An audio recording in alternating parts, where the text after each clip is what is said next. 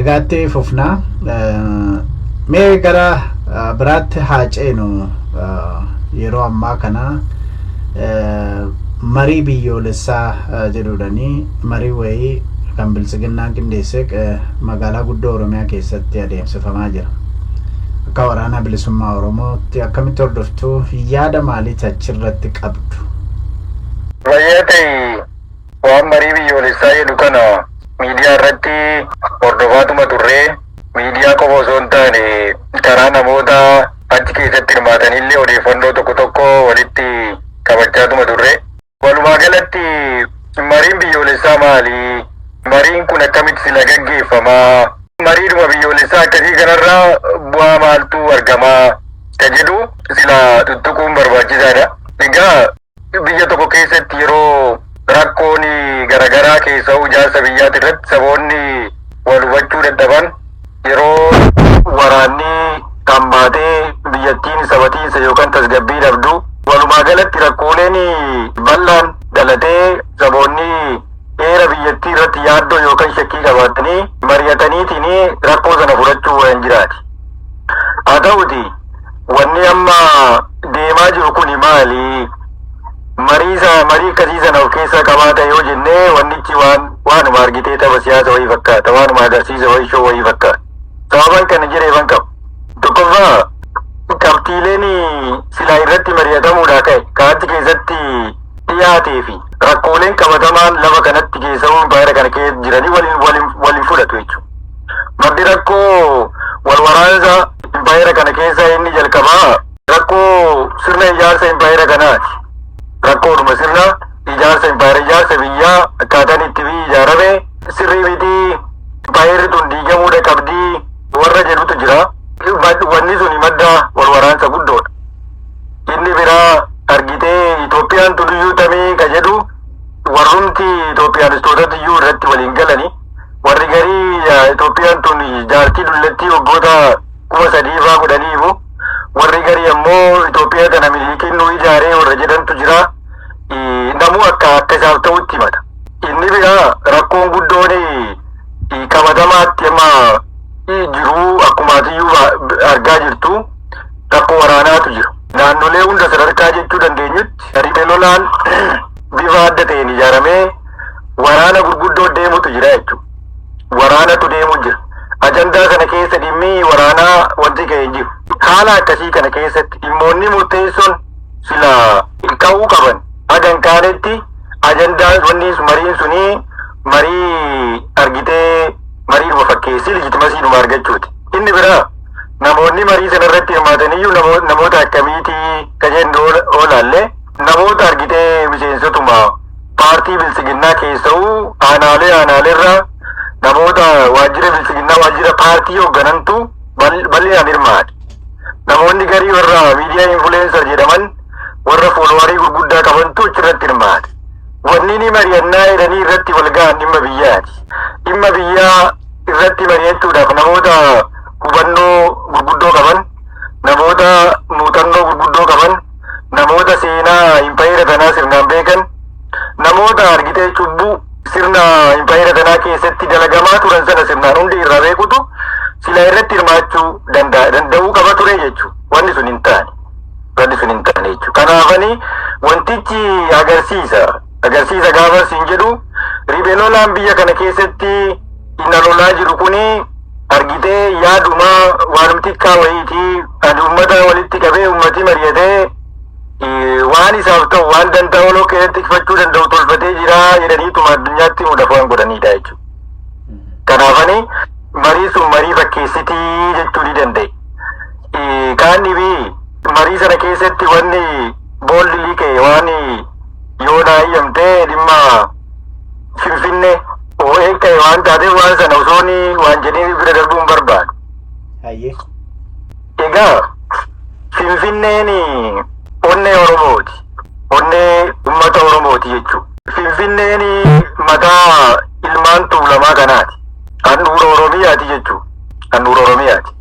Finfinnee miti lafti agartee walloo aga raayyaa jiruyyuu lafuma argitee Oromoon irra jiraachaa ture osoo hin taate lafa Oromoo ka argitee adeemsa keessa sirni uummata lafa sanarra jiruyyuu ukkaamsaatiin argitee itti assimileet godheetinii oromummaa dhabamsiisaa akkaan sanatti godhee amma handhuuraa argitee lafa oromiyaatti lafa argitee dargaggeessi oromoo ka duriitii miti dargaggeessi oromoo kumaatamaan aarsaa itti ta'e lafa agartee namootii oromoo barootaaf dhimma finfinnee kanarratti aarsaa gurguddoo itti kafalaa turanii mariidhaaf dhiyeessuuni argitee oromoon hagamtaa akka abbummaa finfinneetiyyuu ofii isaatiifiyyuu shakkaa yaada jedhu na keessatti uumaa jechuudha. Sababni isaa lafti kun abbummaadhaan lafa oromoo ta'uu qaama oromiyaa ta'uu keessa'uu bilisiginnaan irratti sa'aatii irraa kanatti ni shakkiitii leeyya. Yaa ta'uti wanni guddoon ani hubadhu achi keessatti lafti finfinnee kun sensitiviidha. Oromoo biratti argitee iddoo isa miidhessituudha. Baay'ee aarsaa guddoo itti kafale waan taateef godaannisa gurguddoo itti kafale waan taateef lafa sana tiksuu keessatti aarsaa kafale beeka waan taateef dhimmi finfinnee gaaf ka'u Oromoon ni dallanaa jechuudha. Oromoo tuulamaa qofa osoo hin taane Oromoon machaa ni dallanaa, warri tuumbannaa ni dallanuu, warri argitee sabboo goonaa daangara jiran sun ni dallanu ni muufatu. Warri ollaa keenyaa kunilleen ristii warra keenyatti jedhu gaafa wanni finfinnee kun ka'u ija baasaniitu dubbatu. Sababni isaa lafa finfinnee kanarraa Oromoon irratti gamoon qabu, Oromoon irratti industirii kaampaanii waarshaan qabu, lafti sun garuu abbummaadhaanii lafa keenyaa akka jedhu Oromoon harkaa qaba. Warri waan lafa sanarraa qabu beeka waan taateef sanaaf yaadda. Oromoon ammoo abbummaa lafa sanaatiif yaadda. Warra kan lamaaniif iyyuu warri sun miidhaadha jechuudha. Waan sana fuudhanii ajandaa marii sana keessatti fidan. Ajandaa marii sana keessatti sadarkaa namni harkaan walitti gamu, sadarkaa maayikii wal harkaa butachuu, sadarkaa wal arrabsuu sanarra gaame jechuudha. Achi keessatti fedhiin bilisiginnaa keessawuu sadarkaa paartiitti wanni hojjetamaa ture marii biyyoolessaa kanaa lintimeet gochuu adeemsa tufaa dogongora qabaata malee marii argitee namoonni birmadummaan irratti hirmaatanii wal mormaniitiin dhimma isaan irratti murteeffataniidha jechuudhaaf waan baay'eetu hojjetamaa ture jechuudha. Namoonni baay'een ammoo jaalala lafa sanaaf qabaniif jaalala argitee lafa finfinnee jedhaniif kanaaf qabaniif jecha waan guddoo waan hedduu irratti wal falmaa turanii miidiyaa kanarratti waan deddeebi'aa ture jechuudha. Kanaaf naanna'ee diraamichi aga deemee dhumarratti ejjennoo paartiitii dhimmi finfinnee akkuma kaleessatti adeemu sana booda paarlaamatti dhiyaatee paarlaamaan murtoo haalaatu waan jedhuun xumuran. Galii barbaadan sana garuu nama wal murmursiisuu keessatti nama si'eessuu keessatti itti fayyadamanii jiru. Wanni guddoon irrallee borulleen sila Oromoon beekuu qabu lafa isaa ta'ee warra isaa argitee lafa keessawuu lafa akka finfinnee handhuura lafa akkasii kana innan shakkaa jedhaniitiin nama walii waltajjii akkasii sanatti dhiyeessaniitiin kiyya moo kiyyaa miti jedhanii irratti mari'achuun iyyuu dogongora guddoodha jedhee yaada waan taateef Oromoon illee akkasitti hubachuutu irra jiraata dhagajane fayyaa ta'e. Atillee fayyaa ta'e. Booree lammii gaafatamaa dantaa damee siyaasaa waraanaa bilisummaa Oromoo.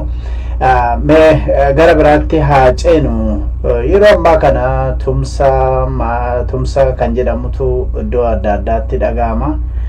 Keessayyuu maqaan cimdoo jedhu baay'inaan dhagahamaati jira. Kana keessatti shoorri waraana bilisummaa Oromoo maali? Yaanni kanarratti dhimma kanarratti ati qabdu maali? Dhimma kanarratti qaamni itti dhiyeenya waan sana hordofu ni jira. Qaamni sun argitee haala yeroo eegee akkaataan itti uummataaf ibsuu jiraate uummataaf ibsa godha. Waraanni bilisummaa Oromoo dantaa uummata Oromoo kabachiisuudhaaf diina gamaa gamana gidduu keessatti saandiwiicha kan taanee fi murtooleen murteessuun jiraata. Murtooleen murteessu suni murtoo agartee uummata Oromoo humnoomsu, uummaticha hirroomsu haala sila akka nama siyaasatti qaama siyaasatti tarkaanfileen fudhatu ni jiraata. Tarkaanfileen fudhatamu garuu tarkaanfilee fedhii uummata Oromoo irratti hundaa'e, tarkaanfilee dantaa uummata Oromoo kabachiisuu danda'u, tarkaanfilee moonaa qabsoo bilisummaa Oromoo irreebsuu danda'u, tarkaanfii akkasii waan taateef ta'uu uummatii beekuu qaba. Akkasuma irraa gadafte immoo haala isaa yeroo eeggate sila waan sana itti dhiyeenyaan hordofu ummataaf yoo isa godhe dansaadha dajanii. Waa'ee Oromoon humna ta'uu jedhu kaafteerta. Oromoon humna akkamitti ta'uu danda'a? Of danda'ee dhaabbatee humna ta'ee bahuudha fi maal gochuutu irra jira kan jedhuu fi akkasumas egeree siyaasa Oromoo maal fakkaata kan jedhu kana lamaa walitti qabdee yoo yaada irratti nuu kennite. Egaa akkumaatiyyuu jette Oromoon kun yeroo baay'ee waan hundayyuu yaaddoodhaan fita gaafa siin jedhu uummata komachuudhaaf osoo hin taane wanni kaabaas deemuun yaaddeessaa wanni bilisiginnaan uummata Oromooti irratti gootullee nu yaaddeessaa jechuudha. Keessa'uu argitee sharafamuu eenyummaa caccabuu argitee tokkummaa Oromoo kaleessayyuu qabaachaa ture suni har'atti nama yoo itti ilaale bakki itti yaadda'u inum jiraata.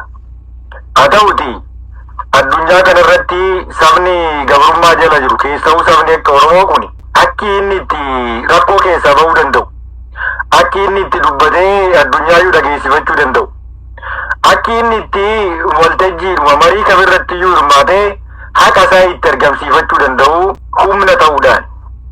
Humna ta'uu kana akka lamaan ta'uu danda'a. Tokkoffaa humna waraanaati.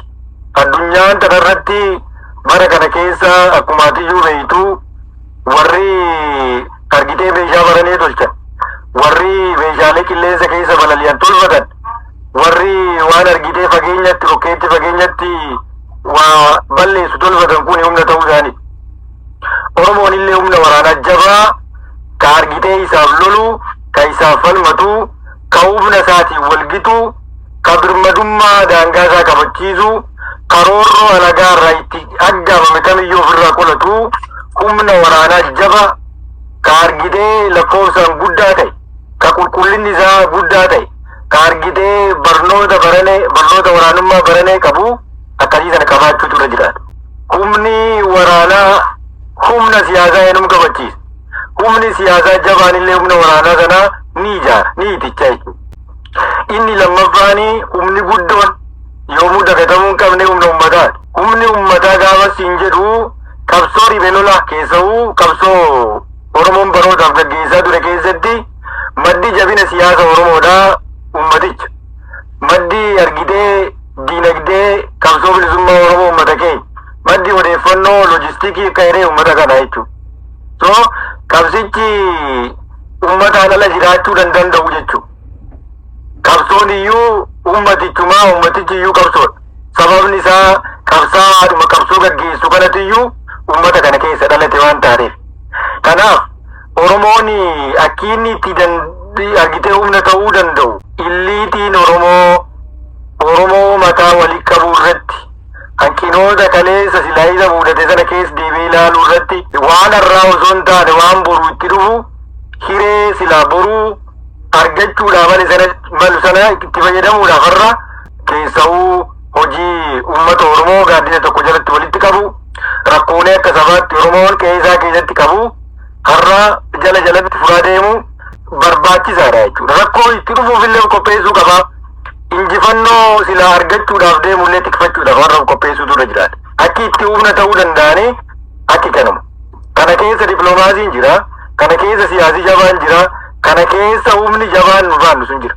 Kanaaf har'atti keessa'uu ummati keenya kaala jirullee kakee jirullee gaaddisa tokkotti dacha'eetiin maaltu nutti deemaa jira, rakkoo yoo jiraatte rakkoo akkamiin irra aannaa, injifannoo yoo jiraatte injifannoo qabannee injifannoo itti aanu akkamittiin argachuudhaaf hojjennaa ka jedhu ofitti fuudhee yeroon itti wal mari'atu yeroon itti taa'ee of laalu gammataa ka jedhu sana kaasufanii. Booree Lammii gaafatamaa dantaa damee siyaasa waraana bilisummaa Oromoo dhuma irratti tarii wanti hafe jettu yoo jiraate akkasumas otoon kanan dubbatin deemuun irra hin jiraatu wanti jettoo jiraate ergaanis haa ta'u egeree siyaasa Oromoo irrattis haa ta'u wanti jettoo jiraate dhuma irratti carraa dhumaan sii kenna.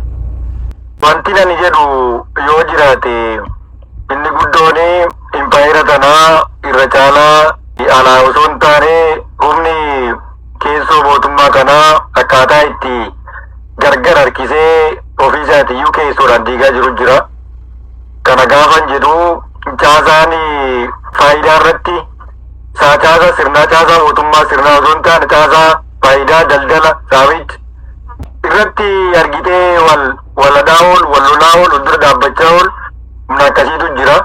Haala akkasii sana keessatti warri argitee Oromoonni sabboonummaa qaban kan mootummaa keessa illee jiran warreen argitee bilchina siyaasaa qaban warreen aantummaa uummata kanaa qaban isaan mataan isaanii yeroon itti of deebi'aniitiin of laaluu qaban yeroon itti rakkoo Oromootii fi gaagama moonaa Oromootti isaa kallattii isaaniitiin dhufaa jiru kana keessa deebi'anii ilaalanii argitee garaa duwwaa garaa guuttachuuf qofaaf osoo hin taane seenaa hojjechuudhaaf illee itti yaaduu qaban amma ta'uutu irra jiraataa yoo sana hin taane warri kun ofiifillee badee ummata keenyallee balleessee rakkoo argitee hama rakkoo ulfaatatti geessuu deemu waan taateef warrumti ilmaan keenyaa warra wanni kana keessa mootummaa kana keessa hojjetaniyyuu deebi'anii of laalanii waan Oromoo fayyadu waan ummata kana tokkoomsuu irratti hojjechuu qaban asumaan dhaamsan dhaamadhaa atillee fayyaa ta'e.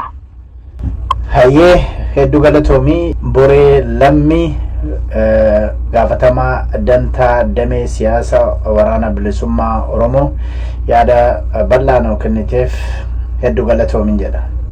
Tole fayyaa ta'e jiraadhu atillee na dubbisuu keetiif galatoomi.